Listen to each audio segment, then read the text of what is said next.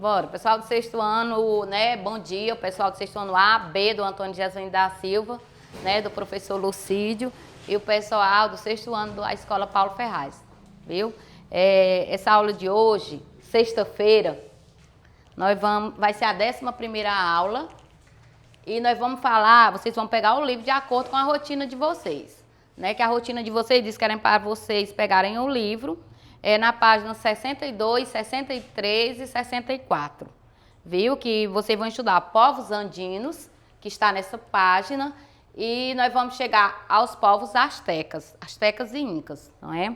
Então, vocês já estudaram mais ou menos essas civilizações. Nós fizemos uma introdução nas aulas anteriores do mês passado e nas 2 aulas desse mês, onde a gente está estudando a maneira como eles viviam no passado, não é? E o processo de independência deles, vocês só vão estudar depois. O que é esse processo de independência?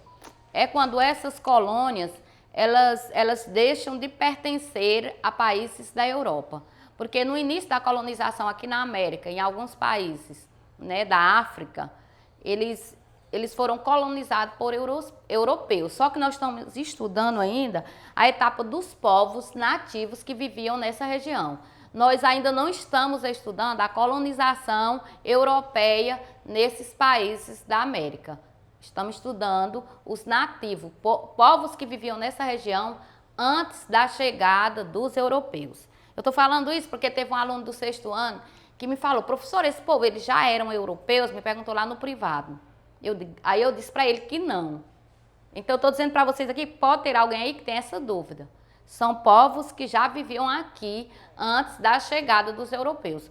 Como no caso aqui do Brasil, era o pessoal, os índios, né? Que a gente chama de índios, nativos foram chamados de indígenas, né? Então vamos pegar o livro. Então vamos ver aqui. Tem um mapa, né, dos povos que viveram aqui. Aí está mostrando o período que eles viveram, viu? E nós vamos ver aqui que essa colonização, ela aconteceu, na costa desértica, né, no centro-norte do atual Peru. E aí está mostrando aqui na América do Sul. Então havia, né, a gente vê que de acordo com a história, no centro dessas regiões que foram colonizadas, havia pirâmides, plataformas, praças e um conjunto de residenciais habitados pelas elites dirigentes. Então, claro que as praças que a gente fala daquele tempo não é a de hoje, né? Aquelas praças arborizadas, iluminadas, né? Era um local aberto, viu? Onde eles se encontravam. Aqui diz que na antiguidade também esses locais, eles vêm surpreendendo muitos estudiosos. Por que eles vêm surpreendendo? Aqui diz que tem uma cidade chamada Caral, que era um centro político urbano, que a data que ele foi construído é de aproximadamente 2500 a.C. E hoje ele recebe esse nome Caral porque ele é um sítio arqueológico. E lá nesse sítio, a história diz que tinha 6 pirâmides com artefatos circulares, né? E tem também um grande centro residencial. E o que mais surpreendeu, né, os arqueólogos, é que lá já existia, seus meninos, canais de irrigação. Então, 2500 a.C., o ser humano ele já trabalhava com irrigação. Era uma técnica que eles já usavam. Então, isso foi uma surpresa para os historiadores, também para os arqueólogos. E para nós também. Então, essas escavações nesses locais indicam que havia o quê? Plantações. Mas plantações de quê? De goiaba, de ajo, que é um produto, é uma pimenta, é um tipo de pimenta, viu? Abóbora, feijão e abacate. Então, antes de Cristo já existia produção dessas frutas, né? Frutas e verduras. Então, aqui diz que fruta é goiaba e abacate, né? Aí tem abóbora, feijão. Então, aqui diz assim, que foi possível concluir, e a pimenta também, né? Que seus habitantes consumiam também peixes e marisco, que eles pescavam não dentro da região, que nós estamos falando de uma região andina. É uma serra, um topo de um, né? Então, não tinha como pescar lá, mas eles traziam esses peixes e marisco do mar, da região litorânea, tá bom? Então, aqui diz que um dado que intriga, chama a atenção dos arqueólogos, é que foi encontrado objeto de cerâmica. onde eles já armazenavam alimentos e também onde eles já cozinhavam alimentos. Então, foi uma surpresa também. Oxalá armazenava alimentos nesse período e já cozinhavam alimentos, porque a impressão que a gente tem é que os indígenas, eles ainda não armazenavam no Brasil. Nós estamos falando 1500, né, depois de Cristo. Então, o que acontece? Aqui no Brasil, eles não tinham ainda, pessoal, esse conhecimento de cozinhar e armazenar alimento. Eles achavam peixe, né? Mas ainda não armazenavam produto para... Porque armazenar é guardar para um outro período. Então, isso aí surpreendeu também os arqueólogos. Deixou eles intrigados naquela época. Aí, vamos ver aqui. O que fala mais? Então, primeiro, o que é importante aqui, que eles já pensavam numa economia agrícola. Vocês tiram essa conclusão. Eles já produziam e já armazenavam. E aí, do outro lado, na página 63, ela leva vocês também para uma região que é chamada Cavim de Ruante, ou Ruataro. Foi um importante centro político cerimonial que surgiu nas altas cordilheiras dos Andes. Por volta, e já é mais recente, de 1000 a.C. E nessa região, ela tem aproximadamente 3.000 metros de altitude, né? Então é uma região andina, né? Onde a altitude é muito baixa e fica próxima à região amazônica. Porque a região amazônica ela não só tem no Brasil, ela se estende por outros países. Depois vocês vão estudar isso aí em geografia. Então essa cultura, né, Chavin, ela apresenta muitas características comuns. E uma das características comuns delas é, por exemplo, ela é no centro desértico, que é bem claro, do Peru. Ela também tem centro político, tem uma arquitetura monumental, né, de pirâmide, praça e pátios afundados.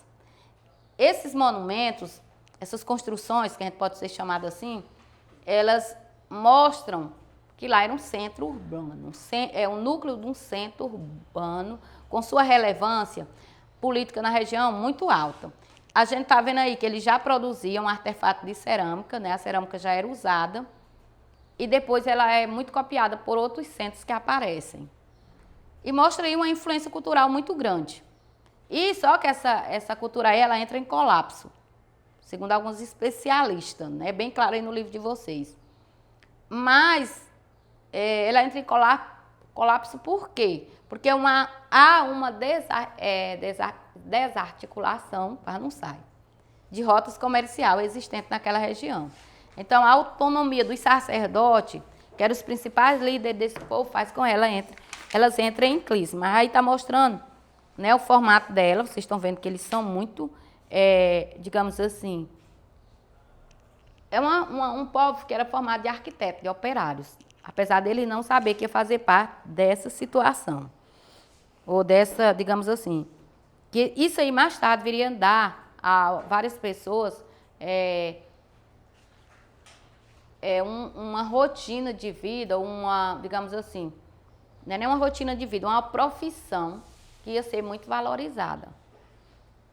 Já na página 64, ele fala de um governo, né, que é o Montezuma, um governo que é chefe, fala que tanto astecas como incas, eles são politeístas, né? Eles exploram a natureza.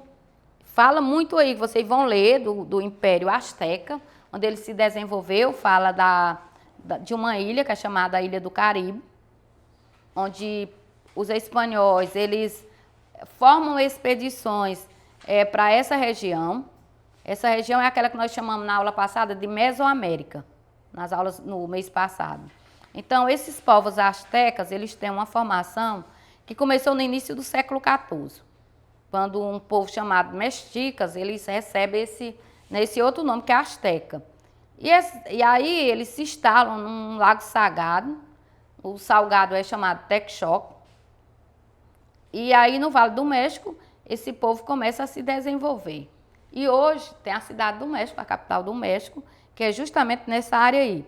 Vocês também estão vendo nessa região as ilhas artificiais, que nós já estudamos na aula passada, e esse Império Inca, que vem depois dos astecas, por conquistas militares, eles integram hoje uma imensa área que é compreendida pelos países chamados Equador, Peru, Bolívia, Chile, Argentina, né?